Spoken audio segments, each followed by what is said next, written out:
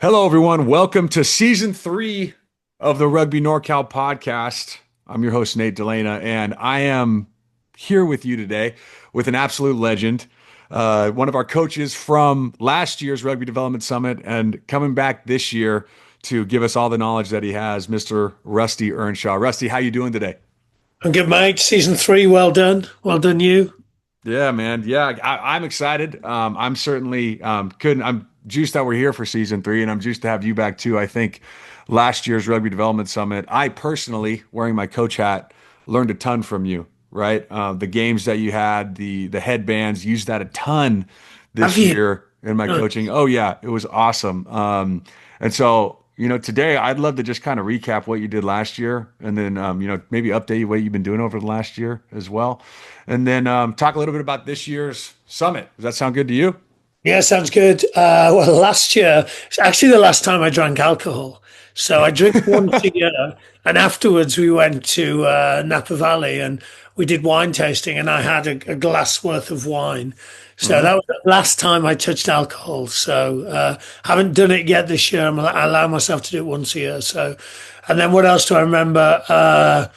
Lots of coaches, really good convos. I've spoken to you, said like I've had a couple of Zooms with coaches from there in the last 12 months, kept in touch with people. That's always, yeah, that's nice, isn't it? Because the reality is you probably don't want it just to be one touch point. There's still bits of stuff that goes on the WhatsApp group as well. So I guess that kind of, it's not just an event. It's like hopefully for people that want it, it's a bit more of an experience. What did I do? Shared a couple of my games, 50-22, Yeah. Love uh, 5022. Played it with my middle Rondo, schoolers. love Loved 50-22. it. Yeah. Loved it. Took them forever to figure it out.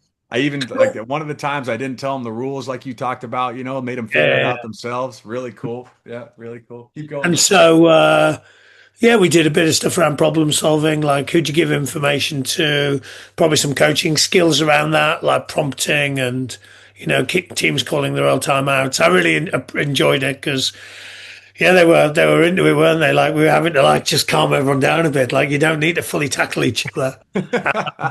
Probably something, yeah, some scoring system stuff that I would find helpful. Maybe some rules around contact that'll be helpful for developing contact skills.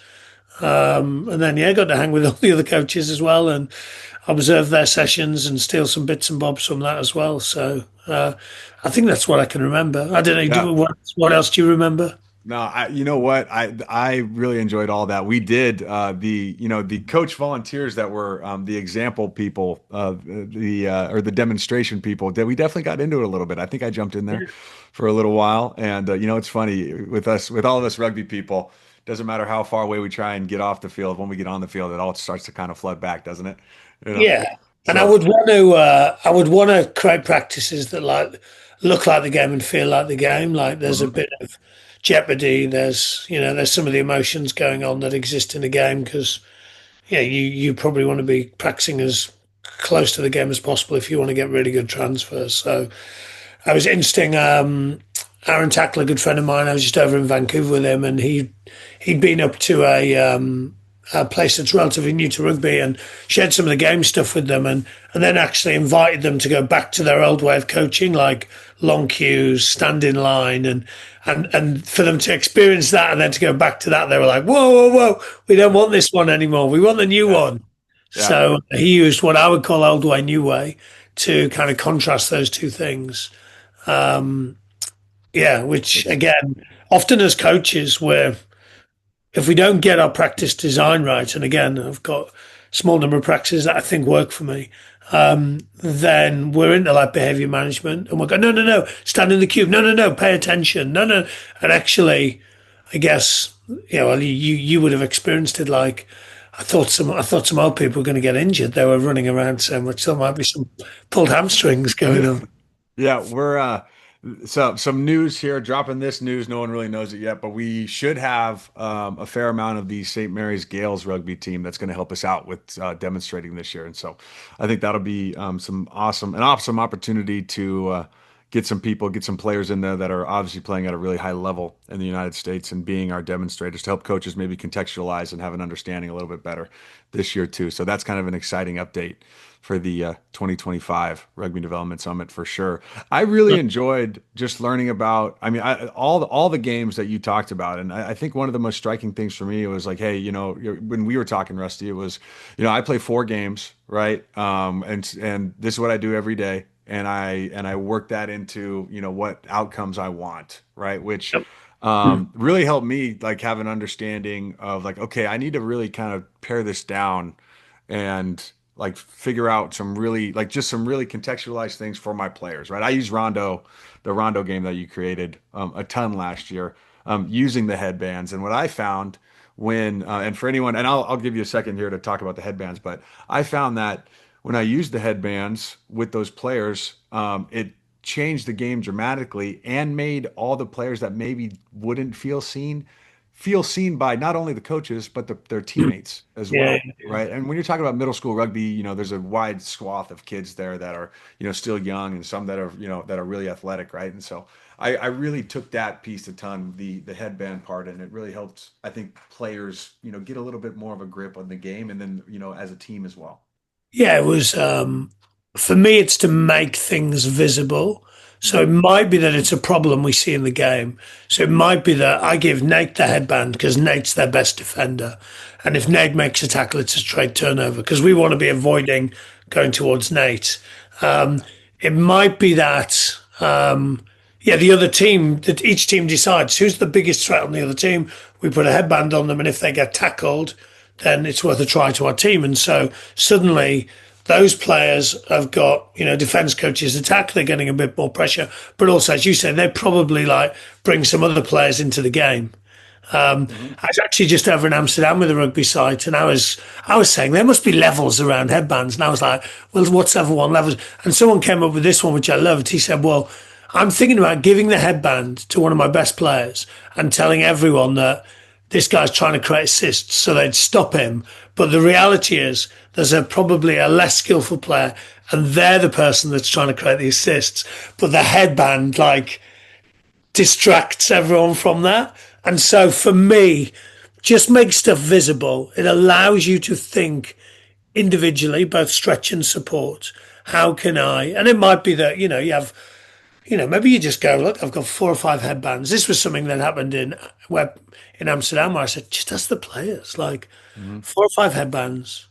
I'm going to give you a couple of minutes to work out how we can use the headbands. Because sometimes as coaches, we feel like we need to do everything. And the players, again, come up with real good reasons. Okay, we're going to give this to this player because actually we want them to touch the ball a bit more. We're going to give this to this player because, we're actually, this player's going to wear a headband and they're not allowed to tackle, and it's going to make them a better communicator. I'm like, Mhm. you kids are geniuses. I appreciate you. Yeah.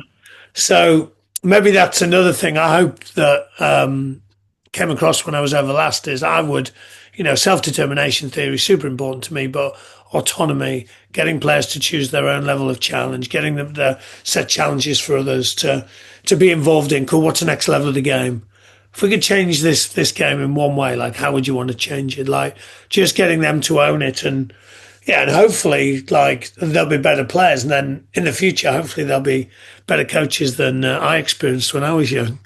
Yeah, and I love giving the players the power, right, the autonomy to be able to make it their own, right? And I think that translates not only from middle school and high school. I think that also lends itself up to college, adult, right, and everyone, because when you're giving ownership, autonomy to the players, right, you're giving them a sense of meaning, a sense of Yeah, yeah, needing to work together as a team, a sense of, okay, I need to be able to have these conversations and work these things out, and it creates an environment where once they get on the field, they've already they understand how they need to make decisions, right? And that's, when it comes down to it, coaches can't do anything once the game really, coaches can do very little, I would say, once the games are really there, right? And so yeah. I It's think, interesting. yeah. I've been thinking about this actually. So, and just because I know a lot of coaches that are kind of obsessed with half time and solving all the problems themselves at half time, because we're a ball out of play sport, the ball's actually out of play more in the first half than there is of half time. Like, so we'll have 20 Really? minutes of Huh. opportunity. Oh, yeah. So the game pool's in play. Yeah. Let's, Yeah. on a good day, it's in play for 50% of the game. Yeah. So 20 minutes, first half, the ball is out of play. So me and you having conversations, problem solving. What are we going to do? They've done this. What did, like, there's more of that than there is at half time. So actually, these kind of, problem setting sessions, the stuff you're talking about, not giving rules to certain people. Okay, you've got this player on the opposition who, if they tackle you, it's turnover. How are you going to, like, this is the game. The game is problem solving. Yeah. It's tactical warfare. It's okay. They're now doing this. What are we going to do about it? Or it's like, oh wow, it's now started raining. What are we going to do about this? Like, Hmm. as opposed to the coach having to shout information on or tell them some stuff at halftime. That's amazing that you said that because I was talking to my former coach Tim O'Brien about rugby, and he's always said it's a problem solving exercise. Yeah. Is what it's a problem solving exercise. That's what rugby is. Obviously, you see all the the skills and aggression and everything you're going to need about that within the problems, but like it's when you really break it down, rugby is a problem solving exercise. So you have to be able to create players that are able to solve problems, right? So I it's 100% agree. yeah, it's beautiful. It's beautiful stuff. You know what? I want to go back to what you kind of said about being able to build the relationships at the event. I love hearing that there were coaches from the event last year that stayed in contact with you and continued talking to you and continued trying to better their coaching acumen, right? And so that's something that I think some that needs to be talked about here is that it's not just the event what and the takeaways you get from the single event. It's the ability to be able to connect with great coaches like you, right? And then also connect with the community of Northern California rugby coaches. Well, and we had coaches from all over the country last year come to this, right? And so being able to keep talking, there's a ton of value in that. No? Yeah, I mean, look, there's a couple of things for me. One is that coaching is very lonely, often. It's my experience. Coached on my own for quite a few years, and there's some lonely car rides back home. Oh, that was the worst session I've ever done, speaking Hmm. to myself as well as I could have. And then the other thing is like, if you're lucky, like I've been super lucky that I've kind of got to hang out with coaches that are a little bit better than me, lots. So they know what your next problems are going to be. So I'm reading Roger Kneeburn's book at the moment, Expert. It's a great book. And he talks about like, as you become more expert, you get less surprises. The reality is like you have this network of coaches around you. They can help you with your next surprise. So you can be a little bit more prepared for it. Yeah. And yeah, I'm sure like, coaches I saw on the day, like sharing WhatsApps with each other, connecting with each other. It'll be great to play against each other. Maybe let's meet up for a coffee or let's do a virtual or, yeah, I mean, that's a critical part of it is because it's a couple of days and like there's 12 months between conferences. We need to like box set the whole thing. We need to put together some bits that mean the coaches are learning all the time. Yeah, totally. And 'cause there's so much information that comes from this, right? And there's going to be a ton of great presenters, right? A ton of great coaches there and a ton of great speakers. And so you can take away this, you can take away that, right? And obviously, I took away a ton from your sessions last year. But there's definitely things that are going to get missed, right? And so being able to continue, talking about those relationships and staying connected with those people helps you re-pick up those things that you may have missed from the event, from that event, right? Yeah, So that's how learning. Just because you get told something once doesn't mean it's going to happen, does it? yeah, yeah, for sure, for sure. As we all, well, oh my God, I told the players Yeah, when they listening. yeah, yeah. Yeah. I mean, how many times you have to repeat yourself on the field, right? So no, I'm with you, man. I'm with you. Well, I'm certainly excited about this year's Rugby Development Summit. Maybe a little bit about what your plans are for this year. Anything you've picked up over the last year that you want to talk about at this 2025 summit? Obviously, can't give away all the juice, but maybe give them a little bit maybe give them a little bit, on what 2025's Rugby Development Summit for Rusty Earnshaw. What you want it to be? Maybe a takeaway, or two. Well, I have got a couple of games that I didn't play last year, so we'll definitely Mhm. do Park the Bus. Oh, So I've I'm just so glad you said that. I'm so glad you said that. I just did Let's Park talk the about Bus in Canada, that. and it went down so well. Like the kids loved it, and we had kids as an example. Like you speak about different abilities, we had a kid come over to Victoria who'd flown in from China, Hmm. didn't speak English, Huh. I'd never played rugby before. Had the physical profile of probably someone half his age. And on the first day, when the fire alarm went off, because he didn't speak English, he thought it was a real fire alarm, not a test, and fell over and took all the skin off his hands and knees. And he loved Park the Bus. So I'm hoping that, so we'll probably do a bit of Park the Bus, probably continue with some of the skills stuff. Again, I don't think you can have, you're always trying to master this stuff. You're always trying to go, okay, can I be just a bit more effective with my freezes? Can I get, can I get the players to start to call the replays and the timeout stuff? Can I be even better at thinking about when I give information to different people? Can my quality of my feedback, can it be really individualized and really helpful for people and hopefully like in the moment? So I'd imagine lots of that type of stuff as well. We did a bit in just in Amsterdam, a little bit around match day coaching as well, a little bit around off-field coaching, so some of the meetings type stuff as well. So I'm not sure we've sorted the agenda out yet. I think we'll get some insight from people what they want as well. But I would want to be quite responsive to the group in front of me.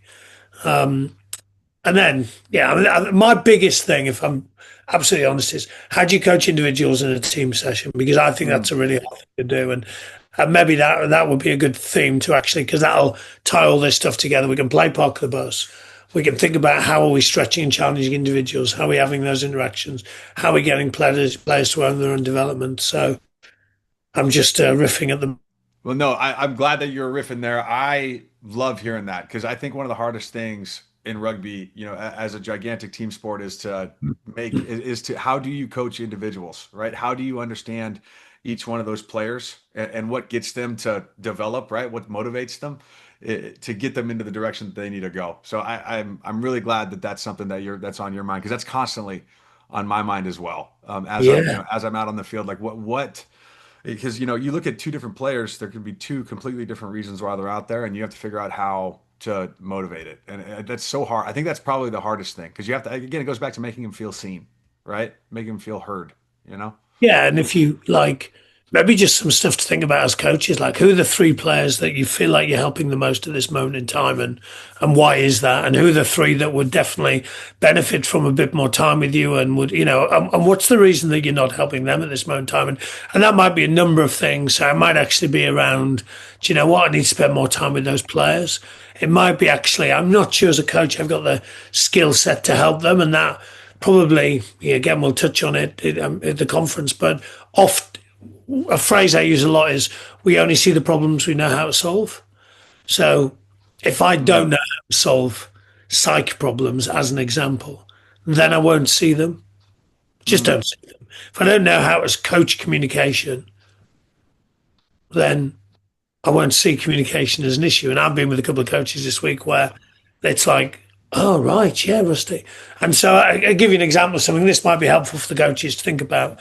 So I probably just in the last 12 months, really, I was just realizing that I probably wasn't coaching communication as well as I could have. So in attack, as an example, I put together a framework of like level one is name. So if I shout your name, Nate, I'm way more likely to get your attention than if I shout the word pass. So I've got level one name, Nate. Level two, action, pass left. Level three, think about the timing. Level four, might be hands up for the pass as an example, or might be cross, I've got my hand up, but is there a visual as well? And just use that with players and go, look, I don't know if this is helpful, put your hand up if you think you're at level one where you're just doing the name. Put your hand up, cool, like think about what's going to take you to the next level. So we're going to play this game for, X number of minutes. I just want you to really pay attention to like moving yourself to the next level of communication. If you need my help, come and find me. And it's like, people have just loved it because think how often we stand in a huddle and we go communication, and none of us, lots, exactly, And so I started just going, okay, show me what you think really good communication looks like. So imagine, you're on my right hand side and you want the ball. Show me what good communication looks like. No one shouts name first, which is the thing. Often they, it's just a lot of noise. They're not thinking about the timing of it, of oh, if I just give that information 2 or 3 seconds earlier, that would be really helpful for Rusty, who's about to get smashed by someone.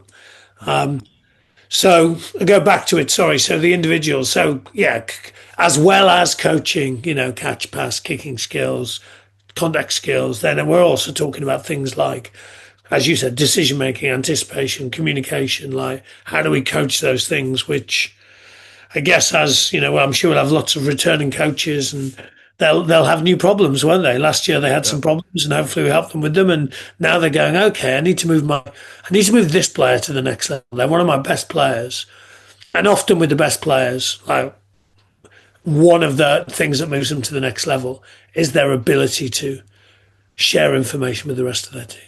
Hmm. Hmm. Yeah, and I mean, and that's a part of leadership, I would say too, right? And that's a part Yeah, of yeah, being able to, contextualize what you're doing and then create a dialogue and help, help your teammates get better in a way as well. So, yeah, and it's like, and again, like those ball out of play skills. Whether it's like me and you communicating, or we've got a mhm, quick chat huddle and everyone eyes in on me. This is what we're doing next. Like those are also like pretty critical skills to coach. mhm. Beautiful, beautiful. Well, Rusty, I'm incredibly excited about this year. I'm juiced about Park the Bus. Certainly, I had questions about Park the Bus last year, so I'm so glad you said that. So Oh, I'm juiced to nice. see that for sure. I'm all about. I love being able to take the games from last year onto my practice field. So I'm excited about getting a new one this year. So yeah, it's Rondo 5022 Park the Bus, and you had one more, right? Banking. So the banking game. Banking game. Yeah, the banking game. Yeah, Yeah, yeah, yeah, yeah, yeah, yeah. yeah, yeah. I do Beautiful. Well, play a couple of others around it. So I have a couple that are a bit more specific and smaller sided, but those are my big four really. And Park Bus takes a bit of setting up. What I Canada, we were getting the other coaches to jump in and coach it, and it definitely takes a bit more thinking as a coach. So I reckon after a year of Rondo and 5022, you're ready for it. I think you're ready for the next level, Nate. well, I'm glad I can up the level, man. What is that? Level two, level three, Oh, maybe? man, you're probably like level 11 now. Nah, no chance, man. No chance. But we hopefully will get there, you know. Well, Rusty, I'm super excited that you're coming back, and I'm glad that we've got some awesome things that we're going to learn again this year. And again, I'm really appreciative that you're taking the time to come over into Northern California and help us. I think, we are in Northern California, and I'm totally biased. I always say it, but we're the best place to play rugby in the country. That's for sure. And so getting great coaches here helps us just keep improving and keep getting better. So thank you for taking the time. We're excited about it, man. It's going to be a blast. Nice, thanks for having me. I'm pumped for the jet lag in just over 5 weeks' time. Yeah, man. Let's do it. So, hey, if you are interested in coming to the Rugby Development Summit for 2025, it is at St. Mary's College of California again. It's going to be a great time. Head over to rugbysummit.com and click tickets, and we will see you there. Rusty, thank you again, and we'll see you in 5 weeks. Cheers, mate.